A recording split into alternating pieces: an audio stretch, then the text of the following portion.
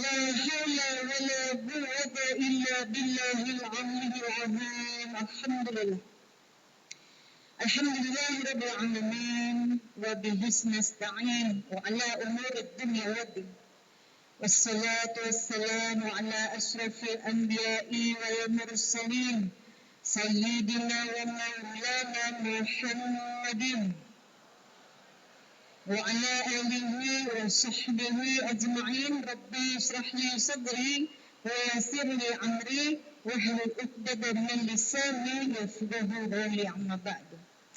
Alhamdulillah, puji syukur kehadirat Allah Subhanahu wa Ta'ala, tak henti-hentinya ucap syukur atas nikmat yang Allah anugerahkan kepada kita semuanya, nikmat iman, nikmat sehat.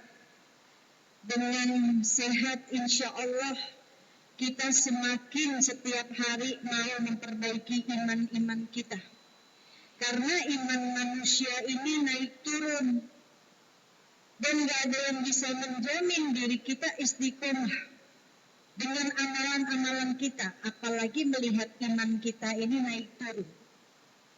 Hari ini istiqomah 12 rakaat duha, besok enggak.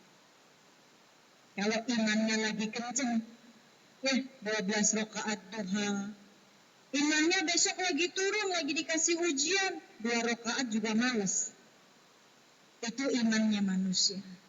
Maka saat kita dikasih sehat sama Allah, perbaiki. Dengan nikmat sehat, kita memperbaiki iman-iman kita. Memperbaiki keistiqomahan amal kita. Setidaknya kita belajar untuk istiqomah. Ya. Karena istiqomah itu susah. Ya. Tetapi kalau enggak kita biasakan, bagaimana kita bisa istiqomah? Susah karena kita enggak biasakan. Setiap hal yang kita biasakan, ya, maka lama-lama kita akan menikmati. Dan kalau kita sudah dapatnya nikmat ibadah, maka kita bisa istiqomah. 4 rakaat dulu sholat duhanya. Nikmati dulu 4 rakaat, terus setiap hari 4 rakaat. Kalau udah dapat kliknya, udah dapat nikmatnya, bisa kita tambahin lagi. Tambahin 2 rakaat lagi jadi 6 rakaat. Terus nikmatnya lagi, dinikmati lagi, lama-lama sehari, tiap hari bisa 12 rakaat. Ya. Jangan hari ini kenceng, 12 rakaat besok lagi malas banget, enggak sama sekali. Ya. Lebih baik sedikit tapi kita rutin, dibiasakan. Karena saat pagi-pagi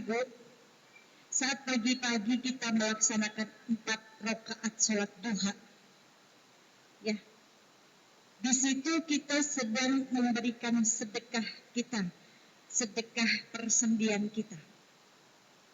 Ya, sendi-sendi kita itu harus kita sedekah, Ibu.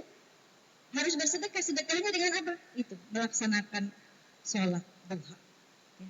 4 rakaat sholat duha, insya Allah sudah memberikan sedekah persendian kita. Kalau kita pengen mendapatkan sesuatu yang besar dari Allah, maka yang kecil ini kita istiqomahkan. 4 rakaat istiqomah. Ditambahin nikmatnya lagi oleh Allah, lama-lama kita bisa istiqomah, insya Allah. Alhamdulillah. Salawat dan salam untuk kekasih Allah baginda Nabi Muhammad sallallahu alaihi wasallam. Kalau bukan karena perjuangannya beliau dalam mengenalkan Allah, kalau bukan karena perjuangannya beliau, susah payahnya beliau untuk mengenalkan Islam di zaman yang jahiliyah, maka kita ini tidak akan kenal Allah. Kita nggak tahu Islam, kita nggak kenal Allah kalau bukan dari perjuangannya Rasulullah Sallallahu Alaihi Wasallam. Dengan budi pekertinya yang agung, makhluk mulia, manusia yang hidupnya hari-harinya habiskan waktunya untuk kita, manusia yang fikirnya untuk memikirkan kita, Hartanya dihabiskan di jalan Allah untuk kita. Waktunya, semuanya untuk mengenalkan Allah kepada kita, membawa rahmat, menebarkan rahmat ke seluruh alam. Itu atas perjuangan Rasulullah SAW. Gak mudah perjuangan dakwah itu.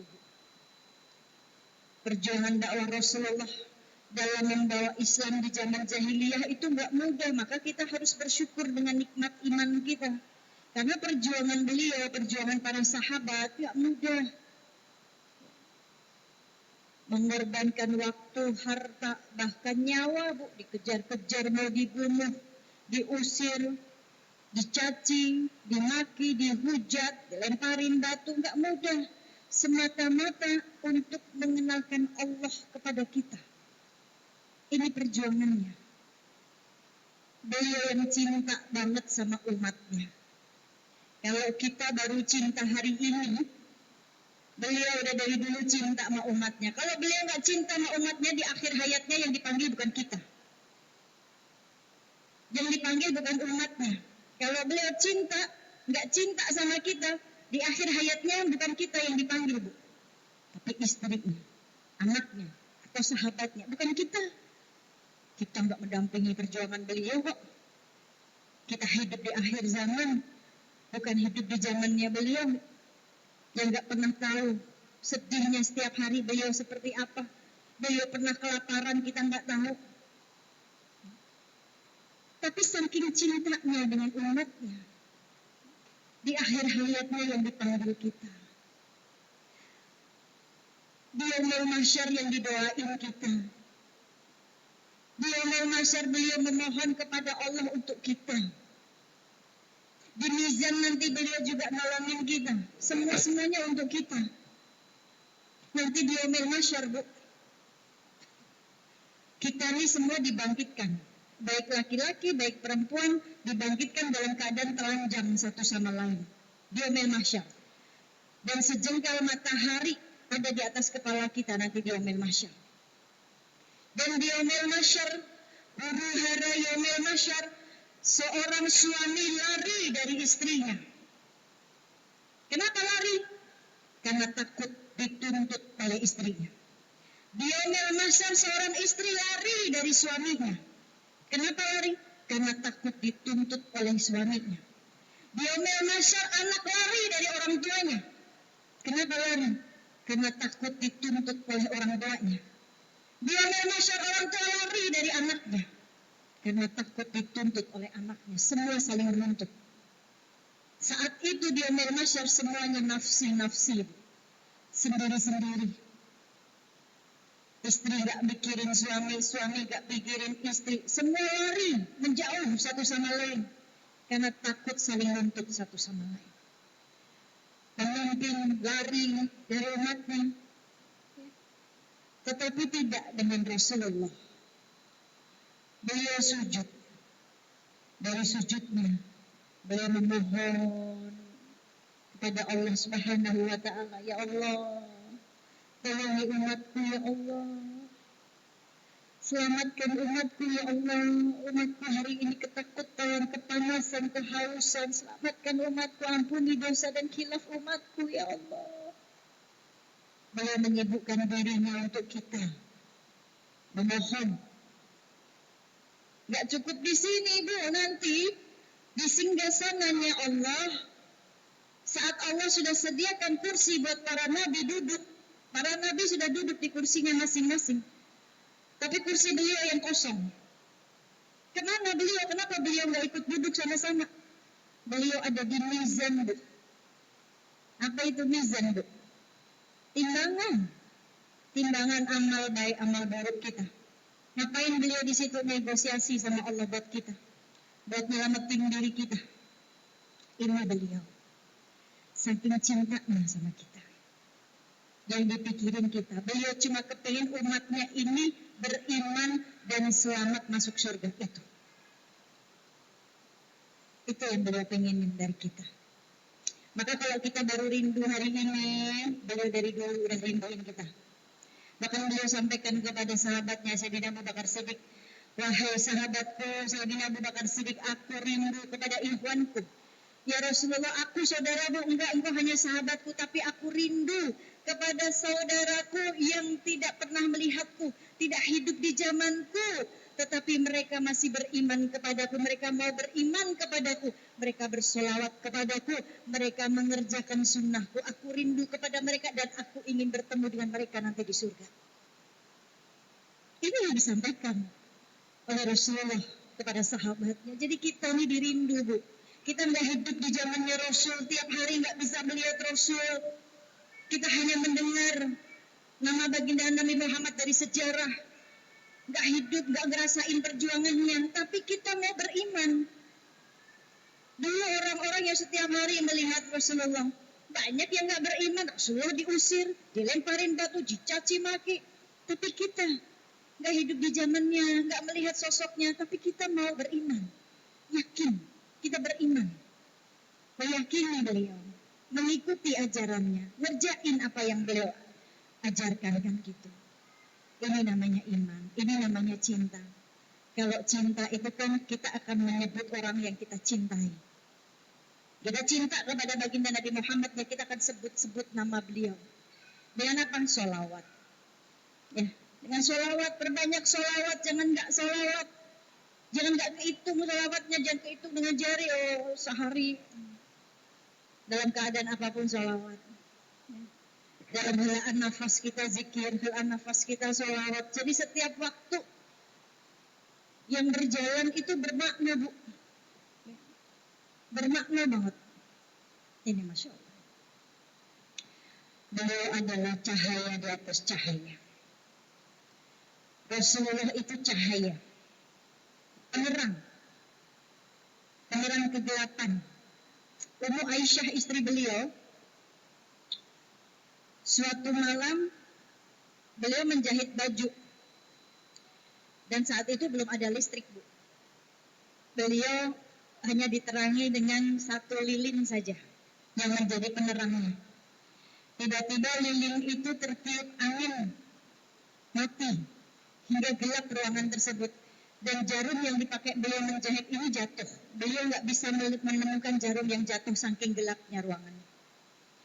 Tidak lama kemudian ada cahaya masuk di ruangan tersebut. Semakin masuk cahaya, semakin masuk, dan saat masuk terang sekali rumah itu. Rumah yang tadinya gelap jadi terang seperti ada listrik. Ternyata apa cahaya itu? Masuknya Rasulullah Sallallahu Alaihi Wasallam ke dalam rumahnya Ummu Aisyah. Yang tadinya gelap, begitu Rasulullah masuk, ruangan itu jadi bercahaya, Bu. Seperti ada listrik. Maka Ummu Aisyah langsung bisa menemukan jarum yang tadi jatuh. Dan Ummu Aisyah mengatakan, ya Rasulullah, sungguh engkau adalah cahaya bagi kami. Cahaya penerang di rumah kami nggak butuh cahaya lagi ya Rasulullah, karena ada engkau. Cahaya yang menerangi rumah-rumah kami. Itu kata Ummu Aisyah. Dan Rasulullah mengatakan, iya. Tetapi nanti di yaumil qiyamah akan ada orang yang tidak bisa melihat cahayaku. Ya Rasulullah, bagaimana mungkin ada orang yang nggak bisa melihat cahayamu, sedangkan cahayamu ini terang sekali, menyilaukan. Bagaimana mungkin ada orang yang nggak bisa melihat cahayamu nanti? Jawab Rasulullah, mereka orang-orang yang pelit, yang nggak bisa melihat cahayaku. Pelit di sini bukan pelit sedekah, ya, bukan urusan harta pelitnya, Bu. Tapi yang dimaksud Rasulullah orang-orang yang pelit, yang nggak bisa melihat cahayaku, yaitu orang-orang yang di saat disebutkan namaku, dia tidak menjawab salamku. Itu orang yang pelit. Faham maksudnya, Bu? Saat disebutkan nama baginda Nabi Muhammad, kayak gini, langsung menyambut, membalas salamnya. Bukan diam aja, tapi mengucapkan, karena kita cinta. Maka cinta itu harus disampaikan, diungkapkan. Jangan diam aja, mana tahu orang itu kalau kita cinta. Ibu dinikahi, selama nikah suami ibu nggak pernah ngungkapin cintanya, diam aja. Mana kita tahu suami kita sayang cinta sama kita? Ya kan? Pasti kita bertanya-tanya, ini dia cinta nggak sih? Kan gitu. Ungkapin. Ya. Pecinta itu akan menyebut-nyebut orang yang dicintainya. Maka saat kita cinta kepada beliau, baginda Nabi Muhammad, kita sering menyebut namanya. Ini. Alhamdulillah. Asbab beliau pun, kita para wanita ini mulia. Kita wanita, ummahat, jadi mulia. Atas perjuangan siapa? Rasulullah Sallallahu Alaihi Wasallam. Dulu wanita ini nggak dimauin, Bu. Di zaman jahiliyah sebelum Islam datang, wanita itu sangat hina. Bayi lahir perempuan, dapat kabar tentang kelahiran seorang anak, begitu dengar yang lahir itu perempuan, muka mereka berubah semua, nggak suka. Langsung dibunuh, dikubur hidup-hidup. Ya. Perempuan nggak dimauin, dihina, hina sekali. Tetapi dengan perjuangannya Rasulullah, Islam, wanita begitu memuliakan. Ya. Islam begitu memuliakan wanita. Rasulullah memuliakan wanita. Bahkan Rasul pun meminta kepada Allah Subhanahu wa Ta'ala untuk diturunkan ayat surat untuk memuliakan wanita. Di surat Al-Ahzab ayat 59. Bagaimana saat itu salah satu istri Rasulullah Sallallahu Alaihi Wasallam keluar rumah lalu terlihat oleh Sayyidina Umar.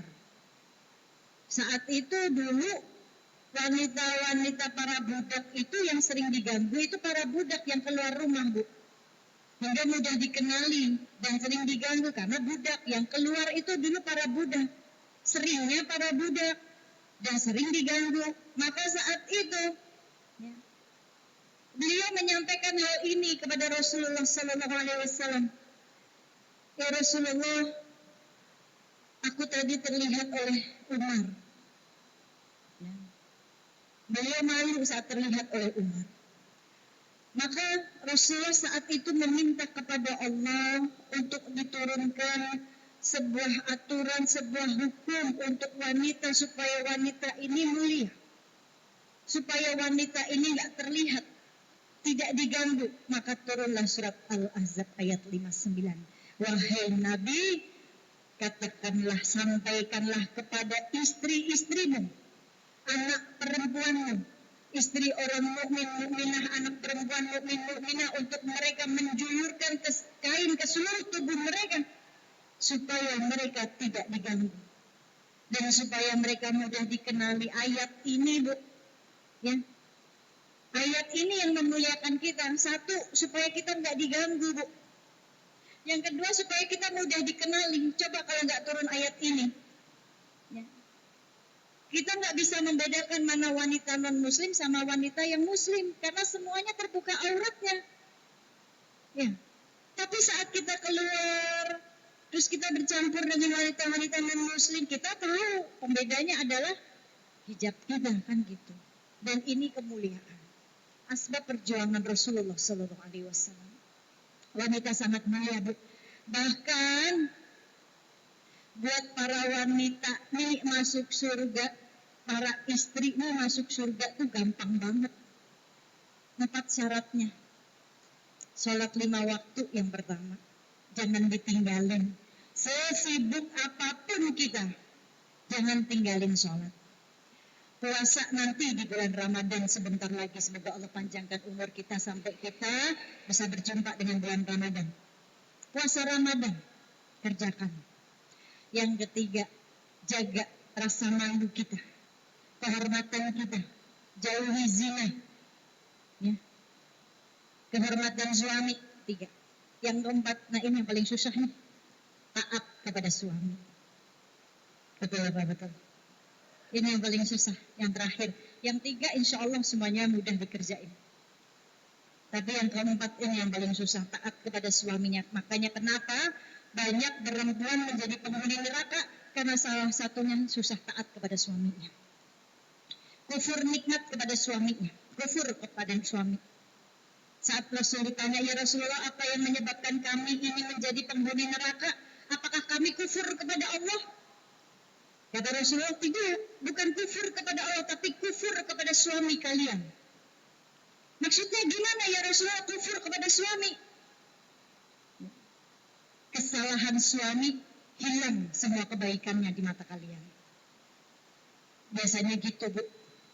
Suami bikin salah, kebaikannya hilang semuanya di mata ibu-ibu. Nah, biasanya begitu. Kita harus jujur sama diri sendiri. Kan gitu. Ya, semakin kufur, kalau istri ngucapin, selama nikah sama kamu gak pernah bisa bahagiain aku, itu kufurnya. Nauzubillah min dzalik. Ya boleh.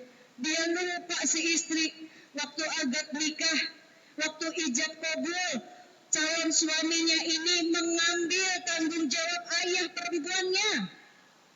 Sebelum dinikahi, semua tanggung jawabnya ada pada ayah perempuannya, ayah si istri. Tetapi begitu ijab kabul, ya, di hadapan Allah dan Rasulnya, tanggung jawab ayahnya diambil semua sama suaminya, calon suaminya, kan gitu. Bertanggung jawab pada diri anak perempuannya dan kelak jadi istrinya. Apapun yang dilakukan istri, suami yang bertanggung jawab. Istri keluar rumah nggak pakai jilbab, suami nanti yang bertanggung jawab. Istri hobinya gibah, suami nanti yang bertanggung jawab. Kan gitu. Nah, semua suami yang bertanggung jawab. Maka kasihan, jangan dibebani, Bu. Udah capek nyari duit. Ini bininya ngebebani. Kan gitu. Istri joget-joget di luar, suami yang tanggung jawab. Cuma kepengen viral doang. Suami yang tanggung jawab, Bu. Jangan sampai suami ini nanti suami yang hilang cemburu kepada istrinya. Jalus. Apa itu Bu jalus? Sudah hilang rasa cemburu kepada istrinya. Istrinya bermaksud dibiarin. Jangan sampai nanti seperti itu. Tapi kalau suami ngelakuin apa-apa, kita nggak pakai tanggung jawab. Bukan kita yang tanggung jawab, tuh enaknya, Bu. Enak banget kita. Ya, suami di luar mau ngapa-ngapain, urusan dia sama Allah. Kenapa? Karena dia pemimpin. Dia yang bertanggung jawab, dirinya nanti sama Allah. Tapi kalau kita, dia yang bertanggung jawab. Tuh. Kalau suami ngapa-ngapain, kita nggak pakai tanggung jawab. Bukan kita yang tanggung jawab, itu enaknya kita. Kan gitu. Nah, jadi masuk surga buat para istri gampang banget. Kalau 4-4-nya kita kerjain, silakan masuk melalui pintu surga manapun yang kamu mau. Tuh. Ini buat para istri. Ya. Maka jadilah istri yang dirindukan surga. Surga aja rindu, Bu, sama istri saleha. Istri saleha loh ya. Istri saleha yang dirindukan surga. Dan jadilah wanita yang dicemburui oleh bidadari surga. Bidadari surga aja cemburu, Bu, sama wanita dunia. Ummu Salamah pernah bertanya kepada Rasulullah, ya Rasulullah, apakah benar wanita dunia ini jauh lebih baik dari bidadari surga, ya Rasulullah? Jawab Rasulullah, iya benar. Wanita dunia jauh lebih baik dari bidadari surga. Kenapa bisa begitu ya Rasulullah? Lalu Rasulullah memberikan perumpamaan. Perumpamaan wanita dunia dan bidadari surga itu seperti pakaian luar dan pakaian dalam, kata Rasulullah. Sudah pasti jauh lebih bagus pakaian mananya? Pakaian luar. Ibu-ibu pakai pakaian di dalam, sobek juga nggak kelihatan. Ya, tapi pakaian luar pasti jauh lebih bagus dari pakaian dalamnya. Maka itulah perumpamaan wanita dunia dan bidadari surga. Wanita dunia menjadi pakaian luarnya, bidadari surga jadi pakaian dalamnya. Tetapi ya Rasulullah, kenapa bisa begitu, kata Ummu Salamah? Bidadari surga nggak pernah binasa, dia abadi. Kenapa wanita dunia jauh lebih baik dari bidadari surga? Bahkan bidadari surga cemburu kepada wanita dunia. Maka kata Rasulullah, yang membuat bidadari surga cemburu itu karena ibadahnya wanita di dunia. Maka bidadari surga cantik ya. Tetapi wanita di dunia nanti kecantikannya terpancar dari wajahnya yang bercahaya nanti. Kenapa? Karena sholatnya wanita dunia. Karena puasanya wanita dunia. Karena menjaga wudhunya wanita dunia. Menjaga lisannya wanita dunia. Karena taatnya kepada suaminya wanita dunia. Ini yang membuat dia berbeda dengan bidadari surga. Kecantikannya akan terpancar langsung dari wajahnya, asbab ibadahnya. Maka ini yang dicemburui oleh bidadari surga. Tetapi wanita dunia yang salehah. Bukan wanita dunia yang sembarangan, tapi yang salehah, yang dicemburui bidadari surga. Nah, nanti bidadari surga buat para suami, Bu. Lalu para istri dapat apa, Umi? Kok enak banget suami dapat bidadari surga, kita dapat apa? Emang nggak ada apa bidadara di sana? Nggak ada, Bu. Nggak ada bidadara di sana. Terus kita dapat apa? Kita dapat perhiasan di surga. Perhiasannya surga. Kenapa? Karena perempuan itu nggak jauh-jauh suka dari perhiasan. Benar nggak? Gak jauh-jauh wanita kalau dikasih perhiasan tuh seneng. Maka nanti di surga kita akan mendapatkan perhiasan di surga.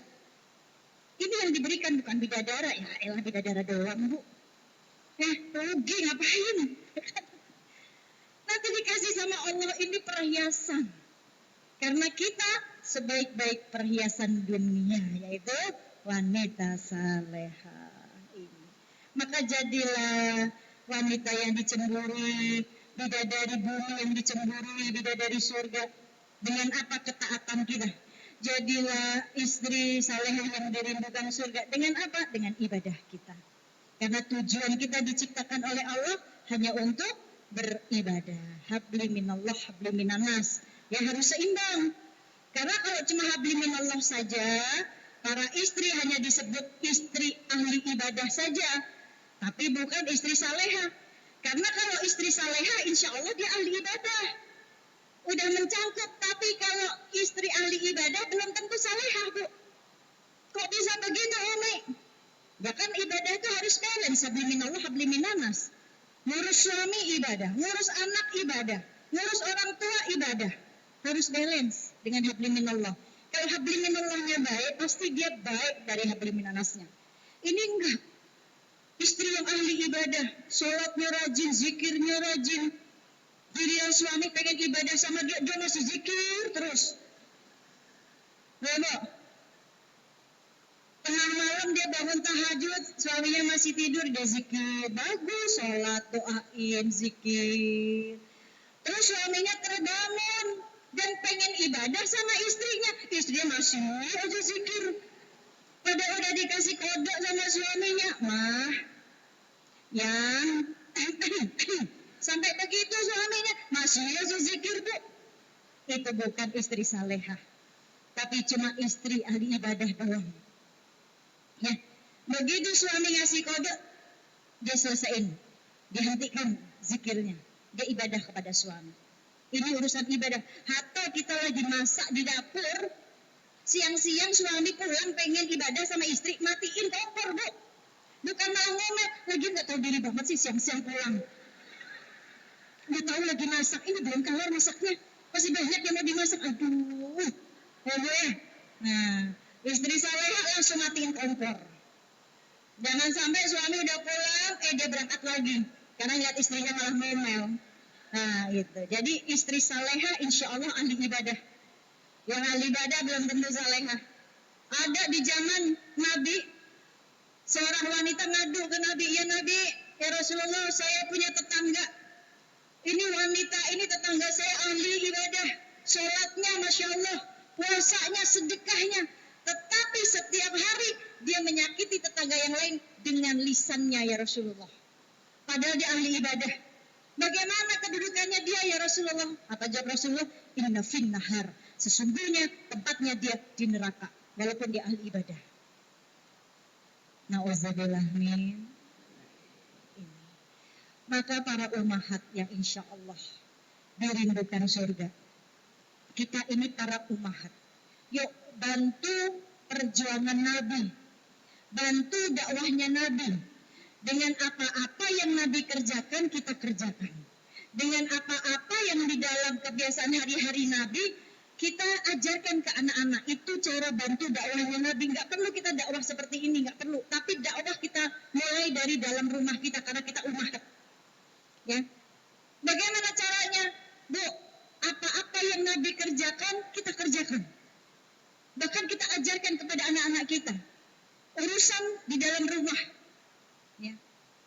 sunnah. Nabi masuk sampai ke kamar mandi saja kita harus ingat Nabi, Bu. Sampai ke kamar mandi kita harus bawa Nabi. Kalau kita cinta sama Nabi. Maksudnya gimana, Umi? Nabi ke kamar mandi, masuk kamar mandi, Nabi pakai kaki kiri, ajarin ke anak-anak. Itu cara bantu dakwahnya Nabi. Ajarkan ke anak-anak, ajarkan juga kepada diri kita kalau kita baru tahu hari ini, oh masuknya pakai kaki kiri. Ajarkan. Karena para ulama kalau udah terlanjur, para ulama yang takut sama Allah, yang cinta sama Nabi, kalau beliau terlanjur masuk kamar mandi pakai kaki kiri, beliau keluar lagi, Bu, dan istighfar sebanyak-banyaknya. Terus sediakan di kamar mandi sendal jepit, itu sunnahnya. Oh, baru tahu. Pakai, sediain sendal. Kita masuk kamar mandi, di dalam kamar mandi kita pakai sendal. Kenapa? Supaya setan tuh nggak lihat kita. Itu sunnahnya. Oh, bulat. Kalau udah tahu, kerjain. Saya paling seneng kalau numpang ke hamam, numpang ke kamar mandi orang, terus di kamar mandinya ada sendal jepit. Oh, dia tahu sunnah nih. Enak, seneng. Ya, ajarin ke anak-anak, nak pakai sendal ya. Bahkan kita para perempuan, Bu, kalau lagi buang hadas di kamar mandi, mau buang air kecil, mau buang air besar, harus ditutup nih kepala kita nih. Mau pakai ciput, mau pakai anduk tertutup, terus jangan terlalu dibuka banget. Itu. Gak boleh nyanyi-nyanyi di kamar mandi.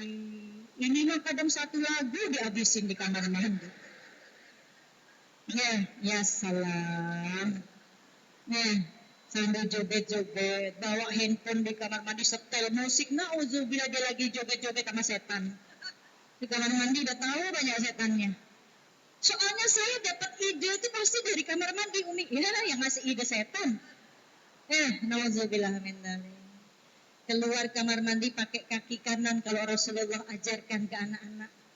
Ini cara umahat bantu dakwahnya Nabi. Mau menciptakan generasi-generasi Qurani. Kita lihat Rasulullah akhlaknya seperti Al-Quran. Apa yang ada di dalam Al-Quran Rasulullah terapkan. Ummu Aisyah pernah ditanya, ya Aisyah, bagaimana akhlaknya Rasulullah? Maka Ummu Aisyah balik bertanya kepada orang yang bertanya tadi, apakah engkau sering membaca Al-Quran? Iya, itulah akhlak Rasulullah SAW. Semua yang ada di Al-Quran beliau terapkan dalam keseharian beliau. Maka ini kalau kita kepengen mencetak generasi anak-anak kita yang cinta Quran, ya, apa yang ada di Al-Quran diterapkan, maka ingat bahwa akhlaknya Nabi itu Quran. Kita jadikan akhlak Nabi menjadi contoh untuk kita dan anak-anak kita. Kita terapkan karena kita umahat bantu dakwah Nabi dengan seperti ini. Tadi. Lalu minum. Nggak usah pakai tangan kiri minumnya. Untung nggak saya senggol tadi, Bu. Rasul minum, makan pakai tangan kanan. Ya, kalau sahabat melihat ada orang minum pakai tangan kiri langsung disenggol, Bu. Kenapa? Karena setan minum makan pakai tangan kiri. Berarti yang masuk ke dalam mulut air dan makanan itu dia setan. Dia masuk ke situ. Maka masuk tangannya minum dan makan pakai tangan kanan. Ajarkan ke anak-anak kita. Salah buat kita juga. Kadang kita lupa makan gorengan. Di sini gorengan, sini cabai. Sama aja cabainya pakai tangan kiri juga. Gigit tahunya misalkan. Gigit oncomnya. Cabainya di sini tuker lagi cabainya bawa tangan-tangan gitu. Ya, mentang-mentang cabai tetap aja kalau di tangan kiri makannya pakai setan kan gitu. Nah, ini ajarkan ke anak-anak juga buat diri kita. Makan minum sambil duduk, tidak sambil berdiri, ajarin ke anak-anak kita. Ya. Juga buat diri kita terapkan. Urusan kondangan, terapkan juga, Bu. Jangan mentang-mentang kondangan kita makan sambil berdiri. Terus gak disediain kursi, cari aja di pojokan. Ngedeprok di situ nggak hina kita ngedeprok. Makan sambil duduk, sambil nggak ada kursi, udah duduk di pojokan di lantai sambil makan, nggak hina kita. Ini cara bantu dakwahnya Nabi, kan gitu. Makan pakai tangan kanan. Kadang masih banyak ibu-ibu nih, ya, Ibu-ibu makan steak, lupa dah tuh. Makan steak, yang disediain sendok apa pisau? Pisaunya di tangan mana? Kanan. Garpunya di tangan mana? Kiri. Kadang makannya pakai tangan kiri. Lah terus gimana nih orang disediain pisau sama garpu? Gimana caranya potongin semua dagingnya? Potongin dulu. Udah potong semua, taruh pisaunya, ambil garpunya pakai tangan kanan, bukan potong, makan. Ya, itu bukan cara makannya kita, kan gitu. Orang non-muslim itu selalu membrainwash, mencuci otak kita, supaya kita mengikuti gaya hidup mereka, bukan gaya hidup Rasulullah. Karena mereka tahu, umat Islam itu makannya pakai tangan kanan. Ya, di brainwash, dicuci otaknya, masuk steak. Lalu zaman emak kita dulu mana ada steak? Hah? Ada nggak? Nggak ada. Baru sekarang inilah akhir zaman. Ya, ini bantu dakwahnya Nabi. Lalu sebagai umahat, kalau kita kepengen mempunyai generasi Qurani, lalu bagaimana? Bu, kita ini dikasih 3 komponen dalam diri kita. Allah berikan kita 3 komponen dalam diri kita. Yang pertama, hati komponennya. Yang pertama komponennya hati. Maka jadikan hati ini nutrisi. Hati ini kolbun, ya. Makanan hari-harinya hati, kasih nutrisi yang sehat. Nutrisinya apa? Zikir. Zikir itu Quran. Quran itu semuanya doa. Kita diajak zikir. Komponennya pertama hati. Kalau hati kita baik, hatinya baik, maka segala sesuatunya akan baik. Dalam tubuh manusia ada segumpal darah. Dan darah itu adalah daging. Jika dagingnya rusak, rusak semuanya. Dan daging, segumpal daging itu adalah hati. Jika hatinya rusak, maka semuanya akan rusak. Maka komponen yang pertama untuk kita menciptakan generasi anak-anak kita Qurani, komponennya hati. Hatinya harus dikasih nutrisi. Dengan apa? Quran. Selalu melibatkan hati ini, karena hati, Bu, sentralnya pandangannya Allah. Hati ini tempat Allah memandang. Kalau namanya tempat yang dipandang oleh Allah, berarti namanya tempat tuh harus bersih. Hati tempat Allah memandang, hati tempat Allah mencurahkan rahmat, memberikan hidayah, semua hati. Di hati dulu. Ya. Saat Allah ingin memberikan hidayah, Allah lihat dulu hatinya. Maka jangan pada ditutupin hatinya. Saya mau menjilbabin hati saya dulu. Daripada pakai jilbab nyengir. Jilbab dan akhlak 2 hal yang berbeda. Jilbab kewajiban. Akhlak kembali kepada dirinya sendiri. Tapi dengan berjilbab, insya Allah kita menuju hal yang jauh lebih baik. Dan pasti akan segala sesuatunya akan dijaga.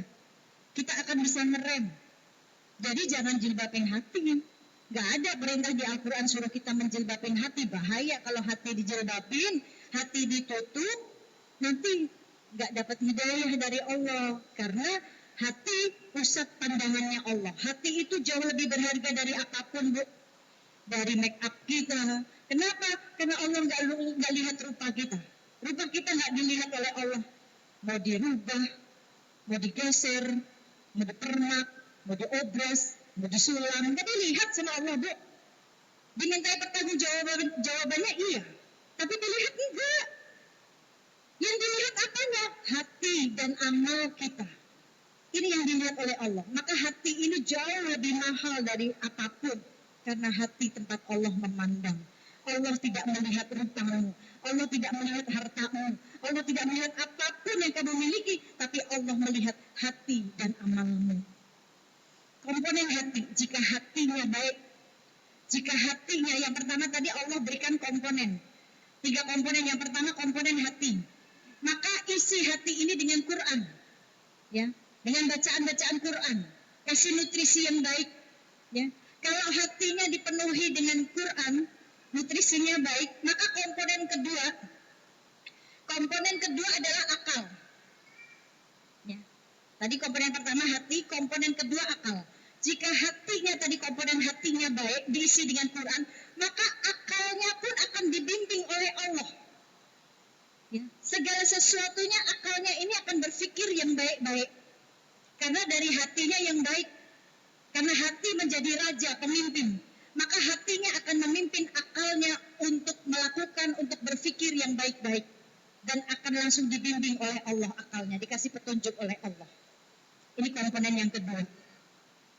Maka kalau kita para ummahat pengen punya anak, ya, menciptakan anak-anak yang cinta dengan Quran, yang akhlaknya setidaknya dia cinta sama Al-Quran, dia terapkan Al-Quran dalam kesehariannya, kitanya dulu, orang tuanya memantaskan diri dulu. Pengen punya anak soleh-soleha, orang tuanya gak berusaha menjadi dirinya soleh dan soleha. Pengen punya anak rajin baca Quran, orang tuanya gak pernah baca Quran. Nah gimana? Kan anak mencontoh apa yang dilakukan orang tuanya. Orang tua anaknya main handphone mulu. Nah anaknya lihat, ya emak aja main handphone. Gitu. Kita dibalikan nanti sama anak kita, Bu. Ya kan? Kita pengen punya anak yang tangguh, ya orang tuanya harus tangguh. Wanita, diri kita ini Bu pondasi nih. Kita mau bangun rumah, pondasinya itu harus kuat. Karena wanita itu adalah pondasi di dalam rumah tangganya. Kalau pondasinya lemah, pondasinya nggak kuat, ya rumahnya bakalan hancur. Maka wanita adalah pondasi, kuatkan diri kita dengan apa? Takwa kita. Karena kekuatan wanita itu ya ada pada ketakwaannya. Ada pada komponen hatinya yang bertakwa kepada Allah. Ada pada komponen hatinya yang selalu mengingat Allah. Ada pada komponen hatinya yang selalu melibatkan Allah dalam setiap permasalahannya. Setiap apapun ujiannya, dia libatkan Allah. Ini komponen hatinya yang menguasai. Maka dia akan menjadi ibu yang tangguh buat anaknya. Ibu yang kuat buat anaknya. Ibu yang cerdas buat anaknya. Dia tidak akan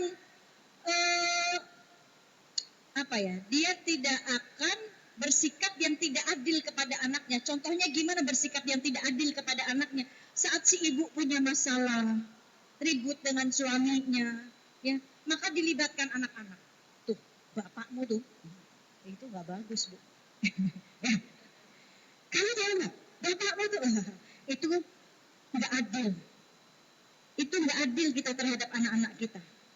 Jangan pengaruhi anak-anak kita supaya membenci kedua orang tuanya.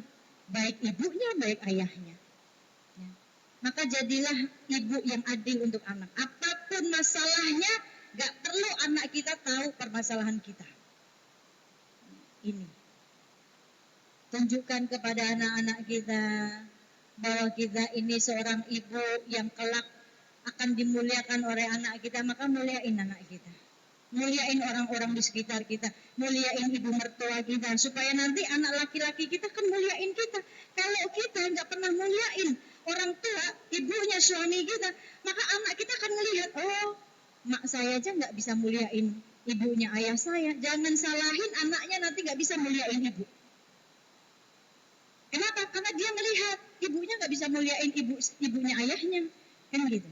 Maka muliain apapun permasalahannya, mau kita diuji dengan ibu mertua kita, mau diuji dengan ipar-ipar kita, tugas kita cuma muliain orang lain.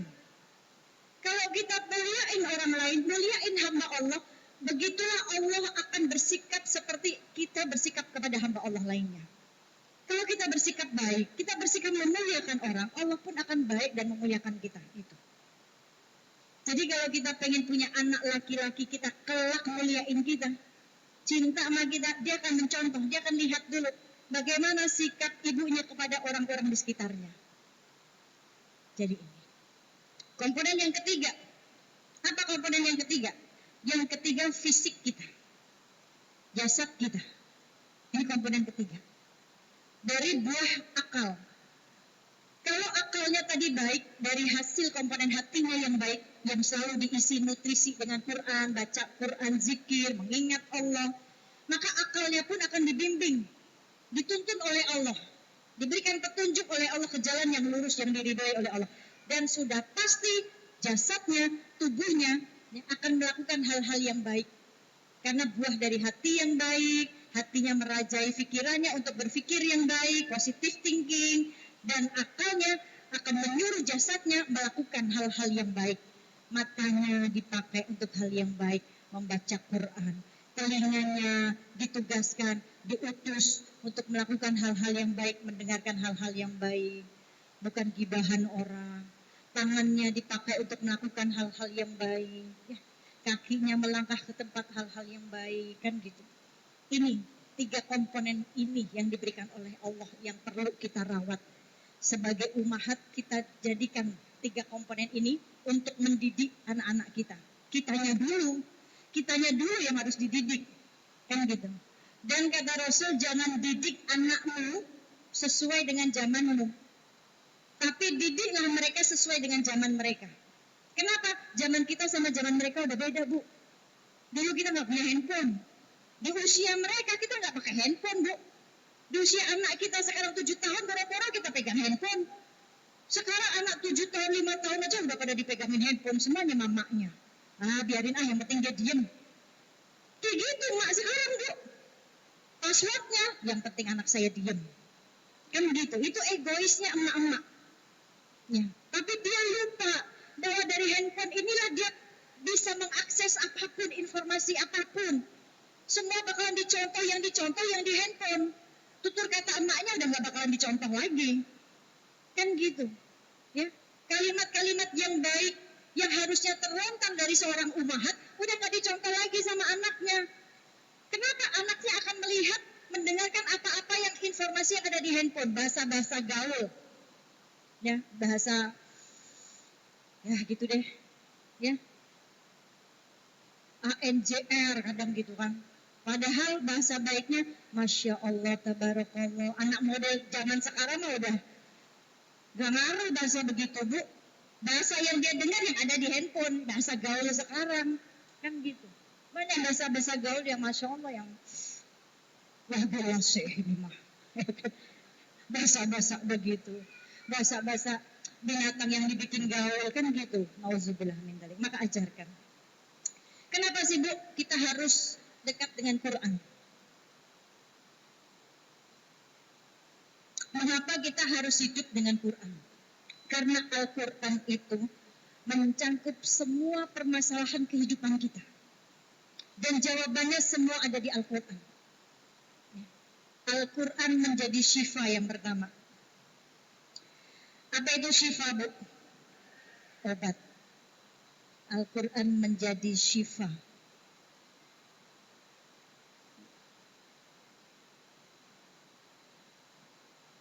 Di surat Yunus ayat 57, Al-Quran menjadi obat buat kita. Obat hati.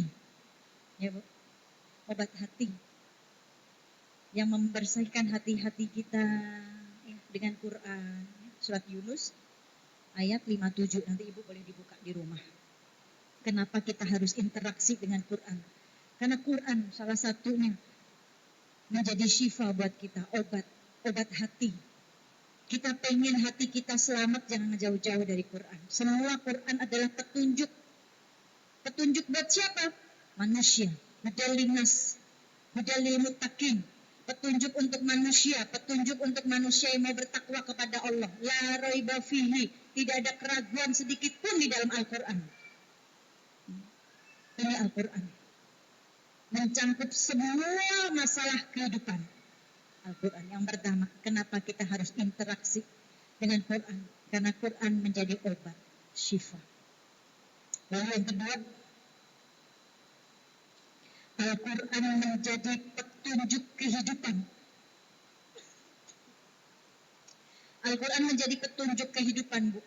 Buat diri kita. Kita punya masalah, mau bertanya tentang hak waris, di Al-Quran sudah dijelaskan. Kan gitu.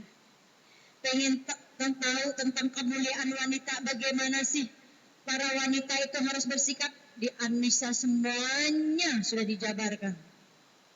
Satu surat yang membahas tentang wanita, Bukan berarti wanita di sini disudutkan, tetapi saking mulianya wanita, Allah turunkan satu surat khusus untuk wanita di surat An-Nisa. Ya, kan gitu. Al-Quran terjamin keasliannya yang menjadi petunjuk kehidupan di surat Al-Hijr ayat 9. Al-Quran bukan buatan manusia, Bu. Ya, tetapi Allah dengan turun-temurun, ya, sesuai asbabun nuzulnya. Ini Al-Quran. Jadi petunjuk. Mau kita beli handphone saja, sebelum kita pakai ada buku petunjuknya, betul nggak? Ada manual booknya, ada buku petunjuknya. Baru kita kalau nggak tahu kita baca dulu buku petunjuknya. Benda mati saja ada buku petunjuknya. Bagaimana dengan kita benda hidup? Makhluk hidup apa buku petunjuknya? Apa kompasnya Al-Quran? Maka jangan jauh-jauh dari Al-Quran. Yang ketiga, Al-Quran menjadi mukjizat buat kita.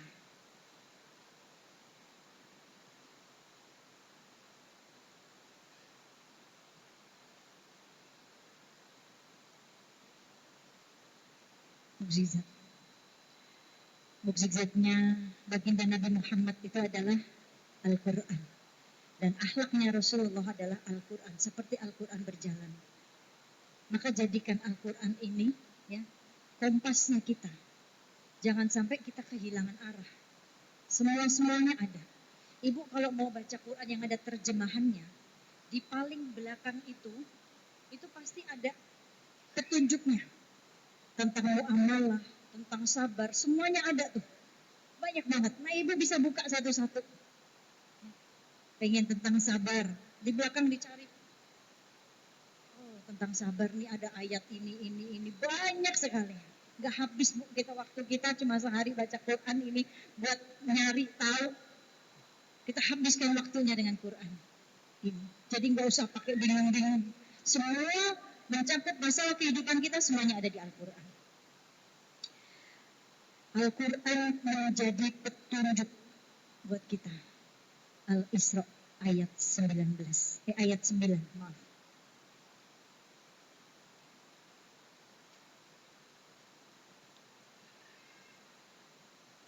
Rasulullah Shallallahu Alaihi Wasallam berpesan kepada kita.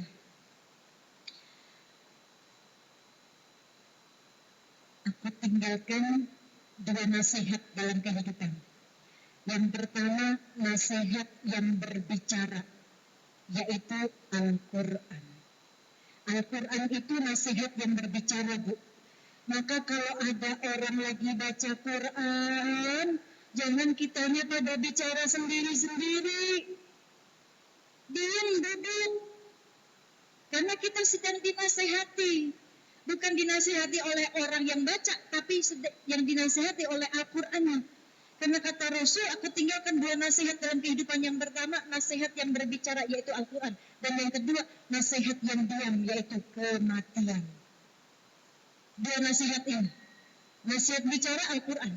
Jadi saat ada orang baca Quran, siapapun walaupun dia anak santri yang baca Quran, kita sedang diberikan nasihat. Maka dengarkan. Dan orang beriman saat diperdengarkan, dibacakan ayat suci Al-Quran, bergetarlah hatinya. Jadi jangan kita ngomong sendiri, diam, taruh handphonenya, nikmatin. Apalagi pakai di shower, na'udzubillah, benda. Gak punya adab. Ya, sedang dinasihati. Boleh mau kasih hadiah, boleh mau kasih uang sama orang yang baca Quran, boleh, tapi nanti setelah selesai samperin. Ini adab. Ya. Semua ulama sepakat dahulukan adab dari ilmu. Kalau kita cuma pakai ilmu doang, yang nyawar kiai misalkan, yang nyawar ustadz, nggak punya adab, kan gitu. Kalau kita cuma ngandelin ilmu aja, setan juga pada punya ilmu. Iblis lebih ilmunya. Iblis sombongnya luar biasa. Ya, kan gitu. Tapi utamakan adab dulu baru ilmu. Kita banyak ngaji nih ibu-ibu. Kita ngaji sana sini ngaji. Ya. Tetapi kita dari hasil kita ngaji setiap hari. Di majelis ini kita datang. Majelis itu kita datang. Bangga banget kita hadir majelis. Tetapi kalau nggak mampu merubah diri kita, sayang. Gak mampu merubah pembicaraan kita, bahasa kita, bicaranya kita masih sama, masih senang gibah, masih senang nakmimah, masih senang menghasut orang, gak punya adab sama guru. Sayang ngajinya. Ya. Sekalipun guru kamu masih muda, lebih tua dari kamu, kita menghargai dengan adab ini. Jadi ngajinya kita harus mampu merubah. Banyak membawa perubahan dalam diri kita, bicaranya berubah. Gak demen gibah lagi, gak demen namimah. Bicaranya lebih kepada ilmu, ngingetin orang, ngajak orang pada kebaikan. Yang keluar dari bicaranya itu ilmu tentang akhirat, ngingetin. Lalu pakaiannya berubah. Maksudnya gimana Umi? Pakaiannya berubah, apakah seperti saya? Enggak, cadar saya juga belum jaminan dari saya masuk surganya Allah. Tapi pakaian yang merubah akhlak kita, pakaian yang membuat kita punya rasa malu dan takut sama Allah, pakaian yang seperti halnya dirinya Sayyidah Fatimah yang mempunyai rasa malu, menjaga auratnya, menjaga takwanya kepada Allah, dijadikan sebaik-baik pakaian ini pakaian takwa. Jadi lurusin niatnya, jangan salah niat. Hadir majlis bukan untuk bermewah-mewahan, hadir majlis bukan untuk bertabarruj, bukan.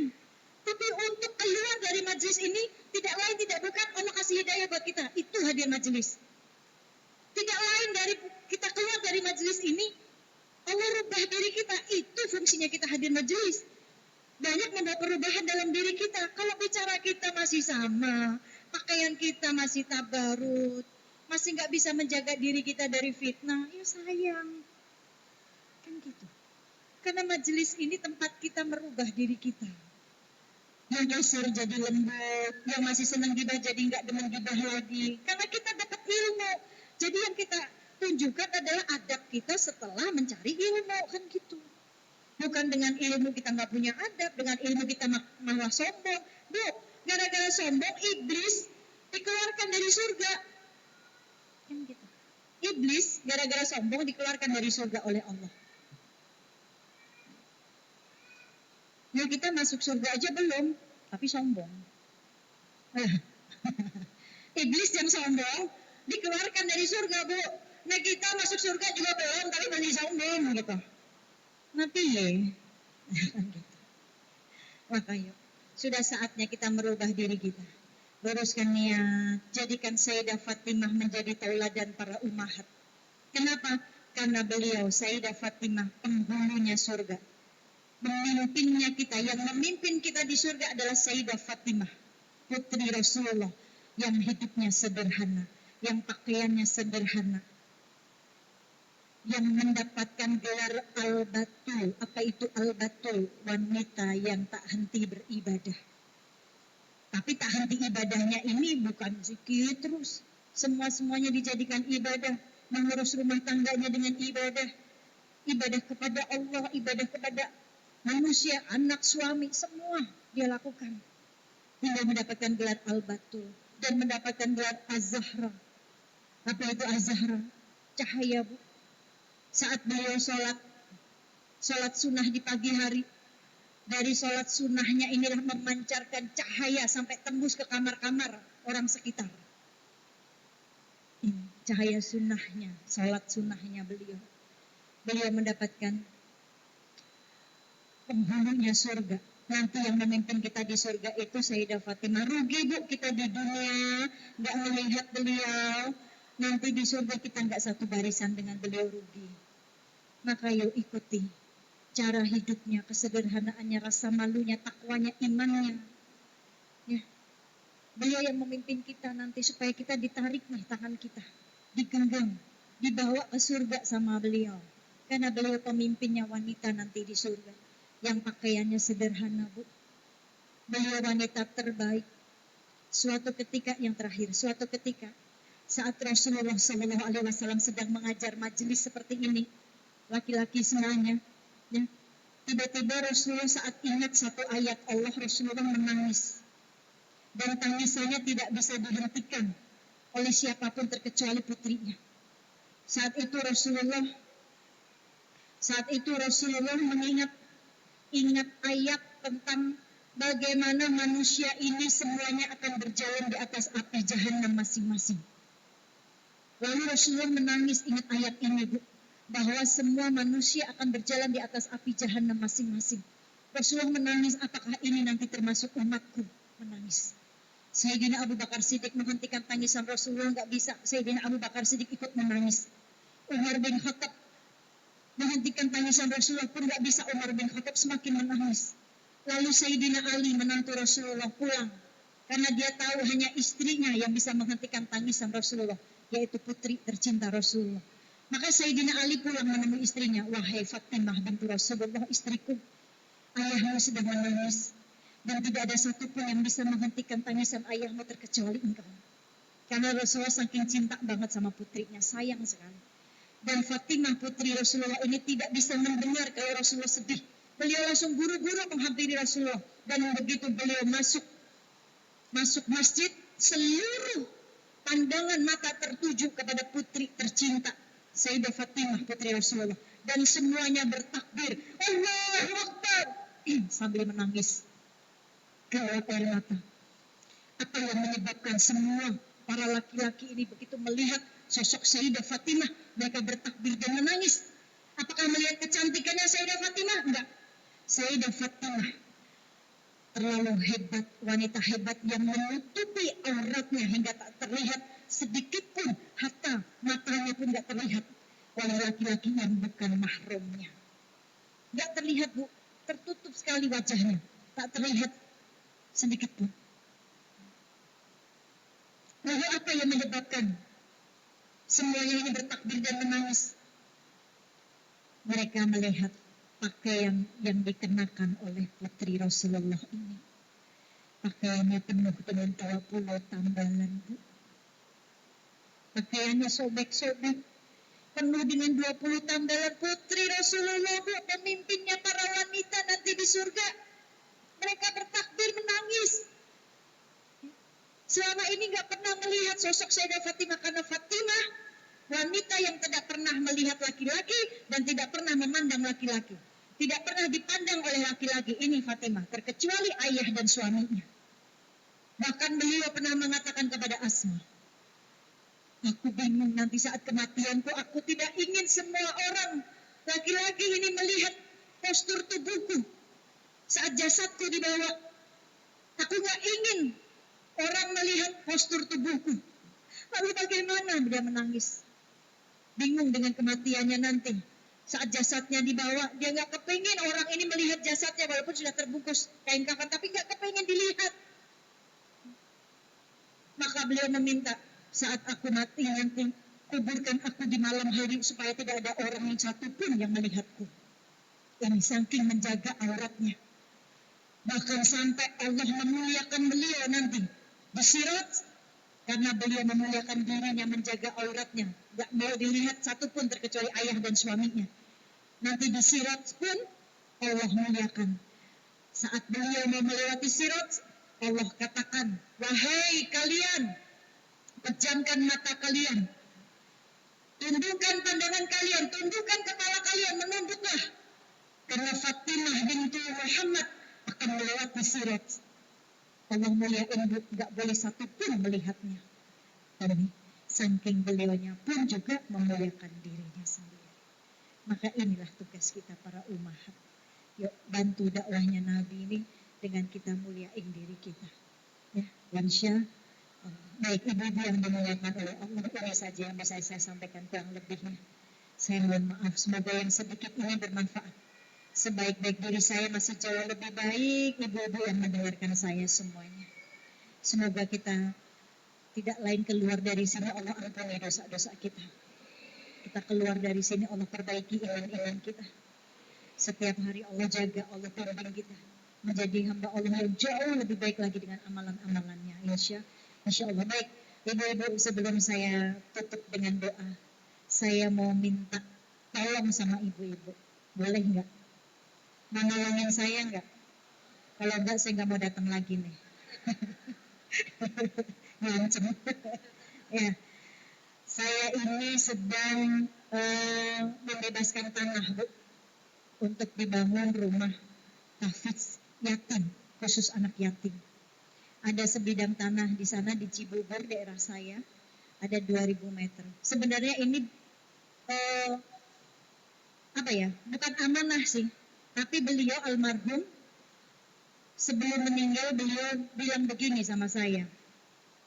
Pembicaraan ini tanggal 26 April 2013. 26 April 2013 itu meninggalnya beliau. Siang hari beliau ngomong sama saya, Nik, sebentar lagi kamu harus siap-siap. Nah, siap-siap, emang mau kemana? Saya bilang gitu. Enggak, kamu siap-siap ceramah, dakwah. Enggak lah, kamu aja kan semua orang tuh taunya kamu, enggak tahu saya siapa. Udah saya kan ibu rumah tangga saja ngurus anak. Orang taunya kamu, udah kamu yang dakwah. Enggak, saya udah berhenti dakwah dari sekarang. Saya pengen jadi ayah yang baik. Saya pengen jadi suami yang baik, itu aja. Kamu dakwah sana. Kok saya? Kenapa harus saya? Kenapa enggak kamu aja? Saya bilang gitu. Karena sebentar lagi semua orang enggak akan lihat saya, tapi yang dilihat kamu. Itu kata beliau. Saya enggak ngerti maksudnya. Dan enggak punya firasat nanti malam Allah akan ambil, kan gitu. Enggak punya firasat kematian, orang sehat masih muda. Maka syarat mati enggak harus nunggu sakit dulu, Bu. Yang sehat juga mati. Syarat mati enggak nunggu tua dulu. Beliau masih muda, 40 tahun mati. Kenapa? Karena jatah hidup di dunianya sudah habis, kan gitu. Tugasnya di dunia sudah habis, kan gitu. Maka beliau bilang begitu. Ya, karena sebentar lagi semua orang bakal lihat kamu, gak lihat saya. Lalu beliau bilang, nih, bikin rumah yatim. Peduli dengan yatim. Anak yatim suruh tinggal di situ. Ajarin Quran. Kenapa? Karena bapaknya butuh bacaan Quran dia. Buat cahaya kubur. Ibunya, istrinya, ya, baca Quran. Karena suaminya butuh cahaya bacaan Quran istrinya buat cahaya kuburnya. Nanti ibu dan anak tinggal di situ. Ya. Panggil guru-guru penghafal Quran, suruh tinggal di situ, ngajarin mereka berdua. Biarin mereka berdua tinggal di situ, kita biayai. Kata beliau gitu. Karena anak kita bagian dari mereka. Beliau bilangnya gitu. Saya nggak paham. Anak saya bagian dari mereka, saya nggak paham. Setelah ngomong begitu, malamnya Allah ambil. Baru saya paham, oh ini yang dimaksud beliau, anak saya bagian dari mereka, anak saya juga yatim. Maka saya harus peduli, anak saya juga harus peduli. Maka setelah itu kenapa? Setelah itu saya nggak langsung buru-buru bikin rumah yatim, karena saya masih fokus dengan anak saya masih kecil-kecil saat itu. Yang paling besar saja saat itu masih 11 tahun. Yang nomor 2 Abizar baru 10 tahun. Adik-adiknya masih 4 tahun, 3 tahun. Saya masih fokus dengan mereka. Tapi saat mereka sudah besar, kemarin saya bilang, nak, ayahmu tuh pernah menyampaikan begini karena kamu bagian dari mereka. Yuk, kalau kamu punya rezeki tuh tanah di depan kita beli, kita bangun rumah yatim. Dan alhamdulillah mereka kalau dapat pekerjaan dari main syuting sinetron apa, dia kasih ke uminya, ini tabungin buat ngumpulin beli tanah. Tapi saya mengajak ibu-ibu. Ya. Setelah selesai masa idah baru orang manggil saya kemana-mana buat ceramah. Saya bodoh ilmu, tapi saya minta sama Allah, ya Allah, kalau memang ini sudah kehendak-Mu, ya, tuntun saya. Apa yang keluar dari lisan saya, tuntun saya. Saya bodoh ilmu. Saya nggak punya ilmu apa-apa. Saya cuma punya ilmu hidup.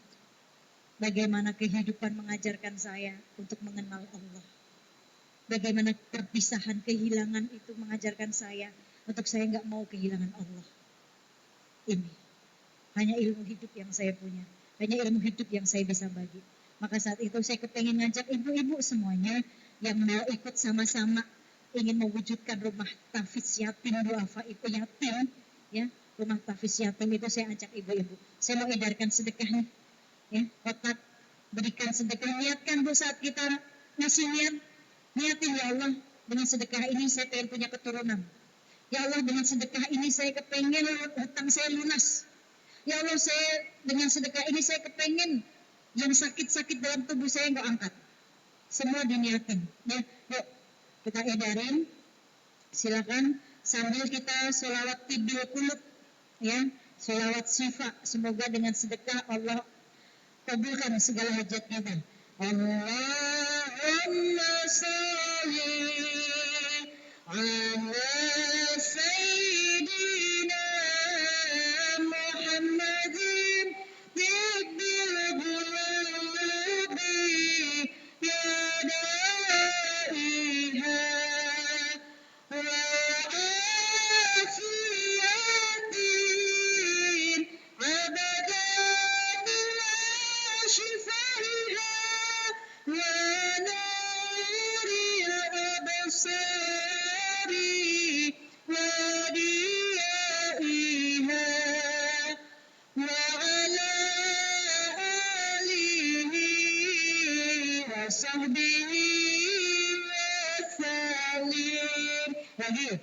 Allah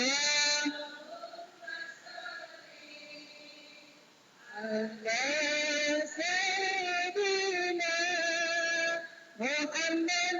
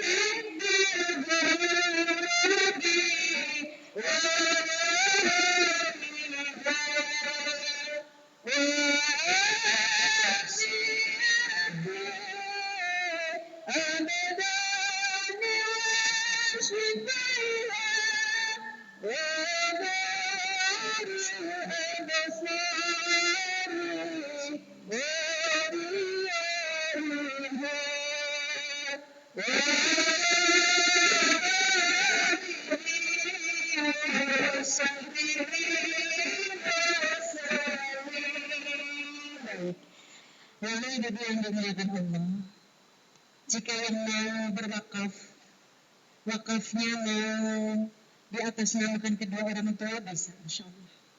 Kebetulan 1 meternya di sana 2 juta harganya, Bu. Ya, di sana harganya udah 2 juta.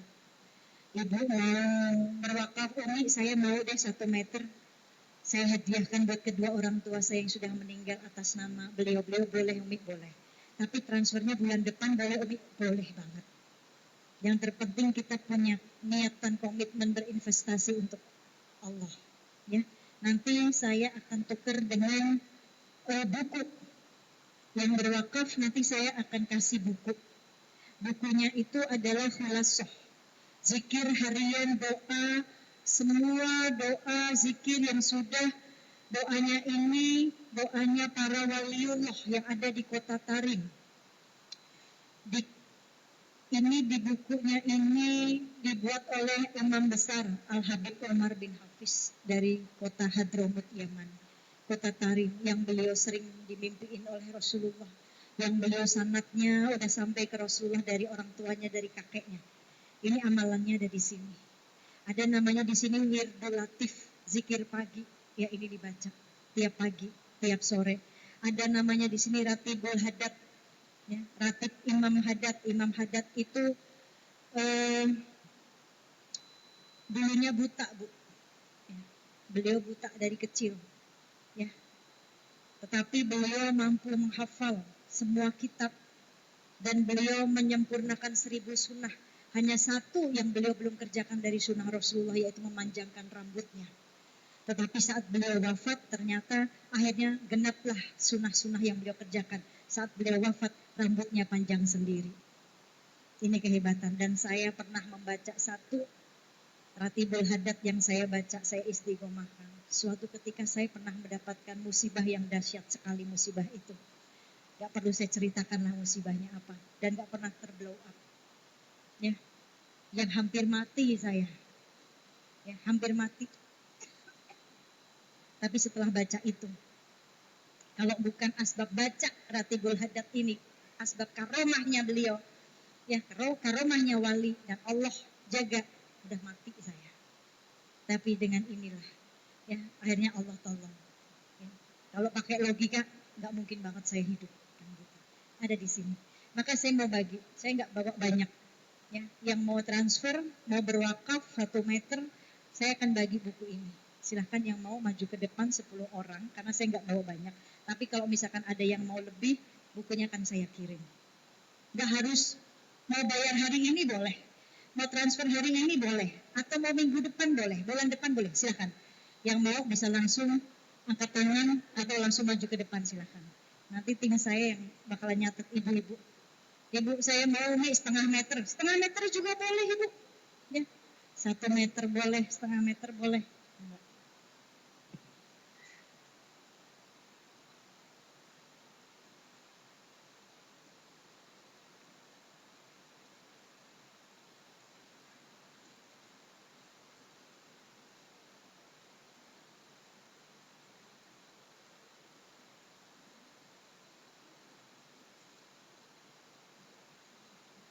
Silakan ibu-ibu yang ingin berniat baik untuk berwakaf sebidang tanah.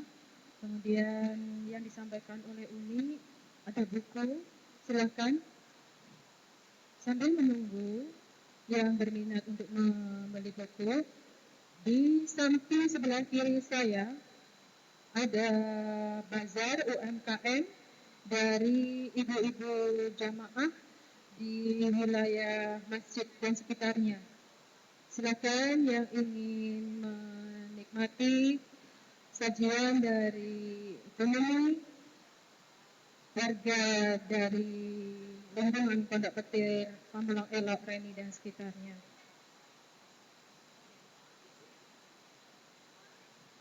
Bu, mari saya tutup dengan doa dulu. Nanti setelah itu silahkan yang mau berdurasi. Mari kita sama-sama kita minta doa sama Allah.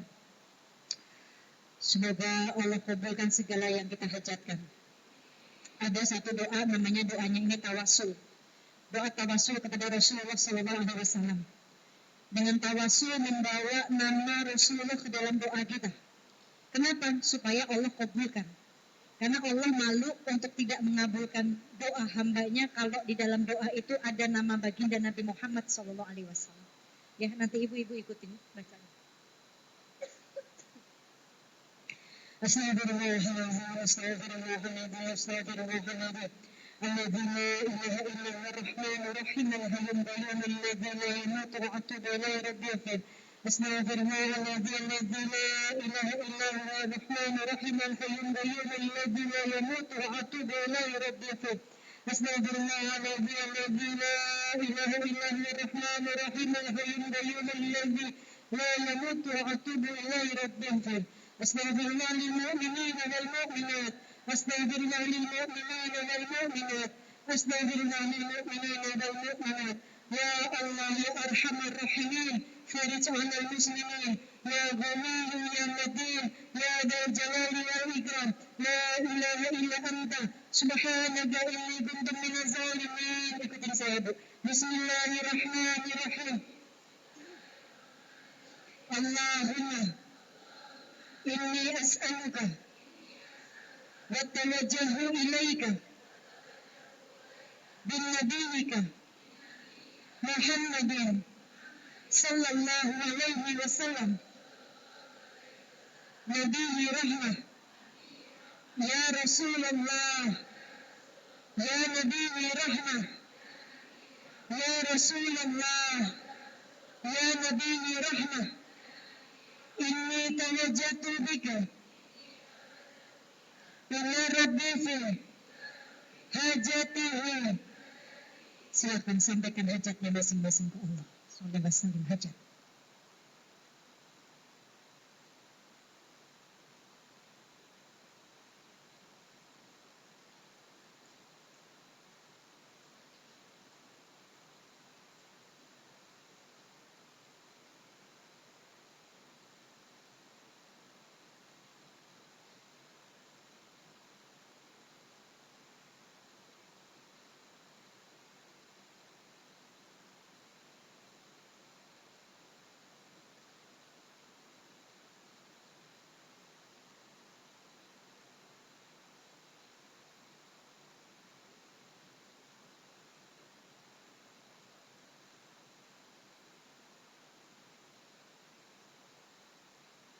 وصلى الله على سيدنا محمد وعلى آله وصحبه وسلم.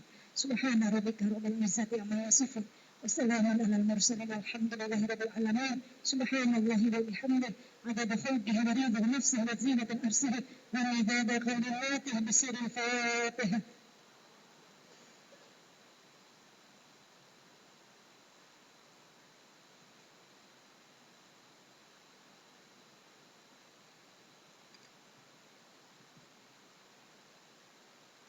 Amin. Semoga Allah kabul segala yang dihajatkan. Yang sakit Allah angkat penyakitnya. Sehat afiat. Yang punya hutang Allah lunaskan hutang-hutangnya. Allah berikan rezeki dari arah yang tidak disangka-sangka. Yang belum punya keturunan Allah berikan keturunan yang soleh dan solehah. Yang sudah punya keturunan Allah jaga keturunannya. Allah selamatkan di dunia dan di akhirat. Allah jauhkan dari fitnah dunia, fitnah kubur, fitnah dajjal untuk kita semuanya. Ya, yang belum pergi haji umrah Allah pilih. Kelak dipilih jadi Duyufur Rahman. Jadi tamu-tamunya Allah, insya Allah. Semoga keluar dari sini Allah perbaiki diri kita. Allah berikan hidayah dan Allah ampuni segala dosa-dosa kita. Terima kasih banyak. Bu, karena sebentar lagi mau asar. Nanti yang mau langsung hubungin panitia saja. Saya tinggalkan kartu rekening yayasan. Dan nggak usah foto bareng ya, Bu. Saya buka saja cadar saya, ibu-ibu lihat, tapi jangan difoto. Setuju nggak? Taruh handphonenya. Janji ya Ibu, janji nggak boleh ada yang foto, nggak boleh ada yang video. Kalau masih ada yang nakal fotoin saya doa sama Allah, ya Allah hilangkan handphonenya ya Allah. Ya, setuju nggak? Ya di atas juga ya, nggak ada yang boleh foto ya. Nggak ada yang boleh itu ya. Insya Allah. Benar ya? Masya Allah. Apa? Mohon yang di depan dasar berdiri ya ibu-ibu, saling menghargai satu sama lain. Tangannya ke atas dulu semuanya. Nggak ada handphone yang dipegang ya. Iya. Benar ya ibu-ibu ya. Oke. Masya Allah. Oh iya ada CCTV. Wah berarti Anda belum beruntung. Ada CCTV Bu. Oh tutupin. Tutupin CCTV-nya tutupin. Nah gitu. Ya benar gitu. Turun lagi. Nah gitu. Nggak apa-apa ya ibu-ibu.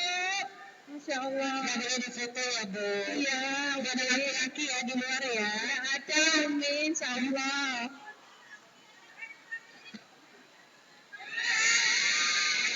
Tangan tutupin. Ya, terima kasih banyak. Ya, mau sini. Iya, terima kasih. Ada laki-laki, terima kasih. Baik. Sudah, saya tutup lagi.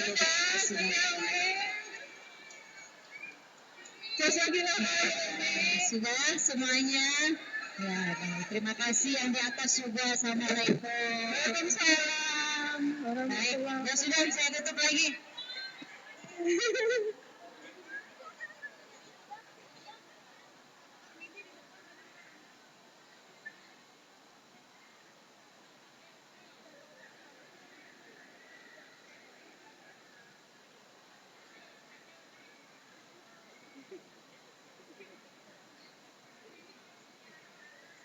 Umi ini ketua majelis taklim kami. Iya.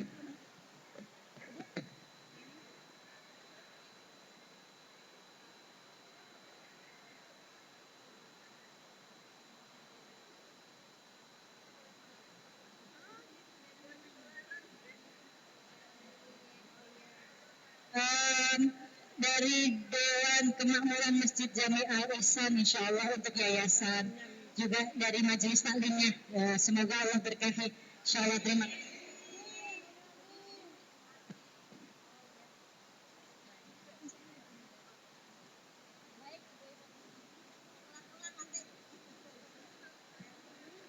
Masya Allah rezekinya, Masya Allah. Baik ibu-ibu yang dirahmati Allah, seperti janji kita tadi di awal, akan ada pembagian door prize dengan pertanyaan yang akan diajukan oleh para ustazah. Mohon dengan ketertiban yang sangat indah, sebagai cerminan kita seorang muslimah yang solehah. Monggo silahkan. Sebelum kita tutup dengan doa majelis taklim ya ibu-ibu. Ya. Yang ada waktu silahkan untuk bertandang mampir di bazar samping masjid di lapangan basket kita. Ada 5 meja bazar yang ditawarkan dengan beraneka macam makanan dan minuman. Kita tutup majelis taklim ini dengan doa penutup majelis. Bismillahirrahmanirrahim. Subhanakallahumma wa bihamdika asyhadu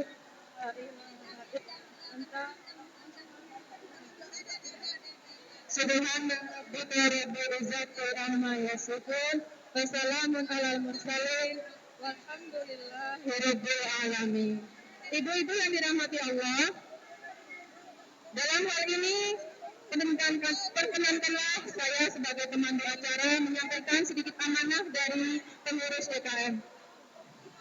Kegiatan lelang mobil ambulans akan segera diadakan mobil ambulans agar rukun pengurusan kematian, kajian rutin pada maghrib, kajian ahad pagi, kajian remaja masjid setiap malam ahad, dan peringatan hari besar Islam. Ibu-ibu jamaah yang dirahmati Allah, mohon untuk ketertibannya agar MIPP bisa melanjutkan dakwahnya, safari dakwahnya. Terima kasih barakallah untuk ibu-ibu yang salehah. Mohon ketertibannya. Iya, alhamdulillahirrahmanirrahim. Mohon maaf apabila kami dari panitia kajian pemahat MIPP Dian Wirawati terdapat segala kekurangan, kesalahan, tata bahasa dan perilaku kita dalam menyambut kedatangan ibu-ibu di rumah Allah yang mulia ini, di Masjid Al-Ihsan yang kita cintai ini. Saya pribadi sebagai pembawa acara di kajian Ummahat dengan tema peran Ummahat dalam mendidik dan membentuk insan Qurani, mohon dibukakan pintu maaf yang sebesar-besarnya, lebih khusus kepada Ibu Ketua Majelis Taklim kita, Ibu Mimi Hanifah, yang sudah meluangkan waktu dan bersedia untuk mendampingi kita. Baik dari kelurahan dan tim, terima kasih atas kedatangannya. Kemudian dari mana ya? Dari Bekasi, keluarga dari Bapak Nanan Kurniawahab, terima kasih atas kedatangannya. Untuk tim manajemen UMIPP Dian Wirawati, alhamdulillah, terima kasih barakallah, jazakumullah khairan kasiran. Semoga langkah safari dakwah selanjutnya di tempat yang lain mendapatkan kemudahan dari Allah Subhanahu wa taala seperti menuju ke masjid kita pada siang hari ini. Barakallah. Akhirul kalam. Wassalamualaikum warahmatullahi wabarakatuh.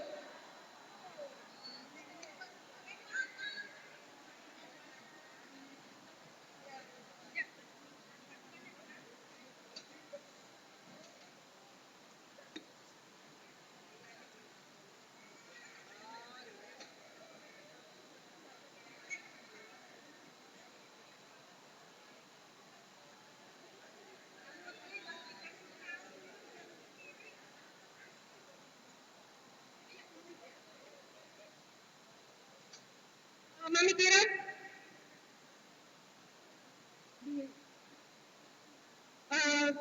Bapak Rosman, mohon maaf bantuannya untuk membuka pintu kantor masjid karena akan diajukan beberapa.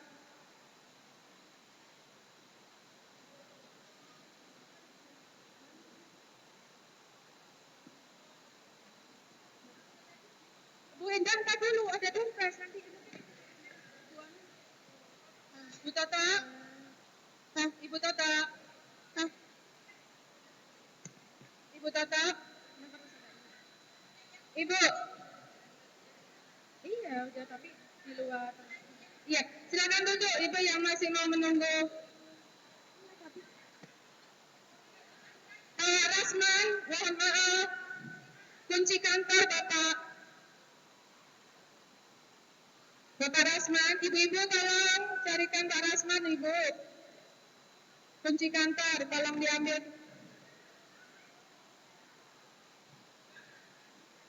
Bu Tata.